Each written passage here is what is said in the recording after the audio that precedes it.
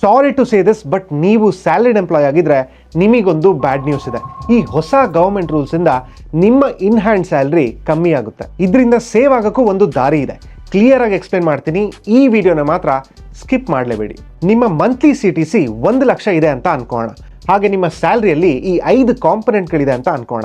Basic salary, HRA, bonus, ಹಾಗೆ ನಿಮ್ಮ PF contribution, ಹಾಗೆ ನಿಮ್ಮ ಕಂಪನಿ PF ಕಾಂಟ್ರಿಬ್ಯೂಷನ್. ಇಷ್ಟು ದಿನ ನಿಮ್ಮ ಕಂಪ್ನಿಗಳಲ್ಲಿ ನಿಮ್ಮ ಬೇಸಿಕ್ ಸ್ಯಾಲರಿ ನಿಮ್ಮ ಟೋಟಲ್ CTCಯ 25ರಿಂದ 40% ತನಕ ಇರ್ತಿತ್ತು. ಆ ಬೇಸಿಕ್ ಸ್ಯಾಲರಿ ಮೇಲೇನೆ ನಿಮ್ಮ PF ಹಾಗೆ ಗ್ರ್ಯಾಚ್ಯುಟಿಗಳು ಕ್ಯಾಲ್ಕುಲೇಟ್ ಆಗೋದು. ನಮ್ಮ ಎಕ್ಸಾಂಪಲ್ ಅಲ್ಲಿ ನಾವು ಬೇಸಿಕ್ ಪೇನ 30% ಅಂತ ಇಟ್ಕೊಂಡ್ರೆ 30,000 ಆಗುತ್ತೆ.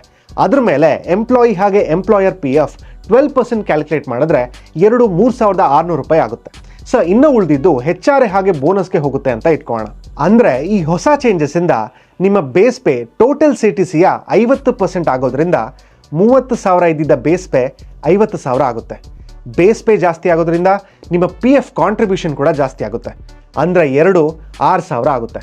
ನಿಮ್ಮ CTC ಸೇಮ್ ಇರೋದ್ರಿಂದ ಉಳಿದಿರೋ ಅಮೌಂಟ್ HRA ಹಾಗೆ ಬೋನಸ್ಗೆ ರೀಕ್ಯಾಲ್ಕುಲೇಟ್ ಆಗುತ್ತೆ. PF ಡಿಡಕ್ಷನ್ ಜಾಸ್ತಿ ಆಗೋದ್ರಿಂದ ನಿಮಗೆ ಪ್ರತಿ ತಿಂಗಳು ಸಿಗೋ ಇನ್ ಹ್ಯಾಂಡ್ ಸ್ಯಾಲರಿ ಕಮ್ಮಿ ಆಗುತ್ತೆ. ನಿಮ್ಮ ಹತ್ರ 2 ಆಪ್ಷನ್ ಇದೆ. ಒಂದು, ಪ್ರತಿ ತಿಂಗಳು ಇನ್ ಹ್ಯಾಂಡ್ ಸ್ಯಾಲರಿ ಕಮ್ಮಿ ಸಿಕ್ಕಿದ್ರೂ ಪರವಾಗಿಲ್ಲ, PF ಅಲ್ಲಿ ದುಡ್ಡು ಸೇವ್ ಆಗೋದ್ರಿಂದ ರಿಟೈರ್ಮೆಂಟ್ಗೆ ಹೆಲ್ಪ್ ಆಗುತ್ತೆ ಅಂತ ಖುಷಿ ಪಡ್ಬೋದು. ಎರಡನೇದು, PFನ ಬೇಸಿಕ್ ಸ್ಯಾಲರಿಯ 12% ಕ್ಯಾಲ್ಕುಲೇಟ್ ಮಾಡೋ ಬದಲು ನಿಮ್ಮ ಕಂಪನಿ ಒಂದು ಮಿನಿಮಮ್ ಅಮೌಂಟ್ ಅಂದರೆ 1,800 ರುಪೀಸ್ನ ಸೆಟ್ ಮಾಡ್ಬೋದು. ಇದರಿಂದ ನಿಮ್ಮ ಇನ್ ಹ್ಯಾಂಡ್ ಸ್ಯಾಲರಿ ಇನ್ಕ್ರೀಸ್ ಆಗುತ್ತೆ. ಆದರೆ ಇದರಲ್ಲೂ ಕೆಲವು ಡಿಸ್ಅಡ್ವಾಂಟೇಜಸ್ ಕೂಡ ಇದೆ. ಕ್ಯಾಪ್ಷನಲ್ಲಿ ಕಂಪ್ಲೀಟ್ ಡೀಟೇಲ್ಸ್ ಮೆನ್ಷನ್ ಮಾಡಿದ್ದೀನಿ, ಅದನ್ನು ರೆಫರ್ ಮಾಡಿ. ಹಾಗೆ ಒಂದು ವಿಷಯನ ತಲೆ ಇಟ್ಕೊಳ್ಳಿ, ಏನೇ ಚೇಂಜಸ್ ಆದರೂ ನಿಮ್ಮ CTC ಸೇಮ್ ಇರಬೇಕು. ಹಾಗೆ ಕಂಪ್ಲೀಟ್ ಸ್ಯಾಲರಿ ಬ್ರೇಕ್ ಡೌನ್ ನಿಮಗೆ ಅರ್ಥ ಆಗಬೇಕು. ಆಮೇಲೆ ಮಾತ್ರ ನೀವು ಡಿಸಿಷನ್ನ ತಗೊಳ್ಳಿ. ತುಂಬ ಜನ ನಿಮ್ಮ ಸ್ನೇಹಿತರಿಗೆ ಈ ವಿಷಯ ಗೊತ್ತಿಲ್ಲ.